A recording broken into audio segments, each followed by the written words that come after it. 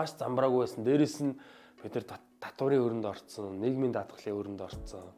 За тэгээд ингээд санхүүгийн хувьд бол одоо тий маш хүнд байдалд орцсон байдалтай анх мөнх чимэг ихчтэй одоо танилцж ирсэн. Одоо бол манай компани маань бол одоо яг ERP системээр тий байгууллагын одоо бүх нөөцүүдэд бүртгэсэн бараад одоо бараануудаа бол одоо яг ингээд байнгын тооллоготой байлгадаг.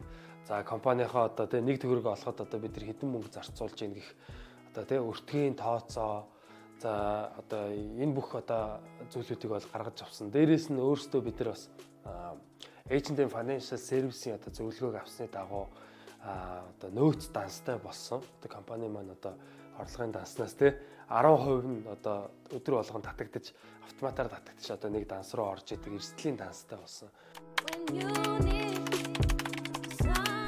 За маш олон компаниудад бол яг таны зөвлөгөө хэрэгтэй байгаа. Тэгэхээр та бүхэн маань H&M Financial Service-тэй холбогдож яг UB Comedy шиг бас эрүүл санхүүгийн бүтцтэй компани болж дараагийн түвшиндээ гараарай гэж та бүхэнд уриалмаар байна.